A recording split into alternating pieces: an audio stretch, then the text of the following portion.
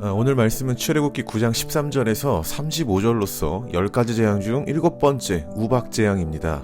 오늘은요, 본문의 내용보다는 이 말씀에서 드러나는 하나님의 의도에 대해서 간략하게 살펴보려고 합니다. 그동안 저는 출애굽기를 보면서 이런 궁금증을 가졌습니다. 왜 하나님은 단번에 애굽 왕을 심판하지 않으신 걸까? 우리 하나님이라면 굳이 10번까지 안 하시고, 그러니까 단 한 번, 적어도 두세 번 안에는 끝낼 수 있는데 왜 이렇게 오래 끄시는 것일까? 오늘 본문을 보면은요, 이 질문에 대한 답이 나옵니다. 14절 16절을 보면은 하나님이 이 질문에 대해서 이렇게 답변을 하세요. 내가 너를 단번에 죽이지 않고 살려주는 이유는 내가 너를 통해 하나님이라는 이름을 널리 전파하기 위함이다. 당시 애굽은 세상의 중심으로 여겨진 나라입니다. 문명, 경제, 건축, 군사 등 모든 부분에 있어서 다른 나라들을 압도했죠. 이런 말이 있습니다. 부자가 되고 싶다면 부자처럼 행동해라. 아마도 주변 국가들에게 애굽은 롤모델이었을 것입니다. 그래서 애굽처럼 강하고 부강해지고 싶다면 애굽처럼 행동하고 애굽이 가는 길을 모델로 삼았죠. 그런 애굽을 지금 하나님이 심판하고 계신 겁니다. 그럼 이게 무슨 뜻이 되겠습니까?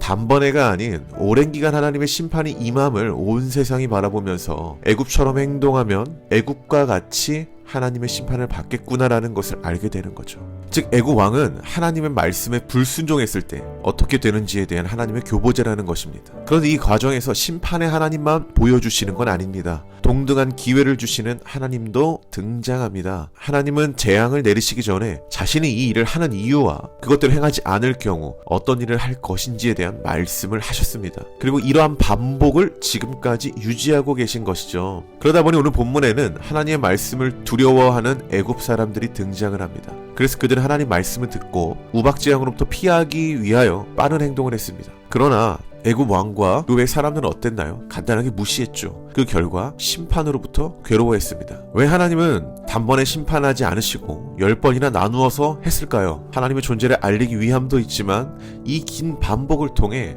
하나님 말씀에 순종하면 살고 불순종하면 심판이 임한다라는 그 내용을 가르치시기 위함이었습니다. 즉 학습 효과라는 것이죠. 그런데 중요한 건 아무리 반복적인 학습을 해도 여전히 마음을 고쳐먹지 않는 사람들이 있다는 것입니다. 오늘 본문의 애굽 왕처럼 말이죠. 하나님은 애굽 왕에게 수많은 기회를 주셨고 그는 자신의 그 잘못됨을 하나님께 회개했습니다. 그러나 상황이 나아지니 이전으로 돌아갔죠. 그런데 애굽 왕을 보면 우리의 모습과 너무 흡사하다는 것입니다. 성도 여러분, 혹시 어제 하나님 말씀 묵상하셨나요? 하나님과의 기도 시간을 가졌습니까? 못하셨나요? 다른 일들은 꼬박꼬박 하면서 하나님과 함께하는 일은 단 5분도 하지 않으셨나요? 그때 여러분의 삶이 어떻습니까? 하나님 없는 그 하루가 행복하고 충만합니까? 아니죠. 공허하죠. 그것을 알고 우리는 다시 하나님을 찾습니다. 그러다 조금이라도 상황이 나아지면 다시 일상의 우선순위를 바꾸어 버리는 우리. 어쩌면 애굽 왕과 같은 모습이지 않습니까? 여러분, 만약 그런 삶을 살고 있다면 두려워하셔야 합니다. 오늘 본문을 보면 누가 하나님의 은혜 가운데 살아가나요? 그분의 말씀을 믿고 순종하는 자입니다. 그리고 마음과 삶을 돌이키는 자입니다. 오늘 하루 그리고 평생을 하나님과 함께 하시기를 바랍니다. 세상의 다른 일들보다 하나님을 더 사랑하시기 바랍니다.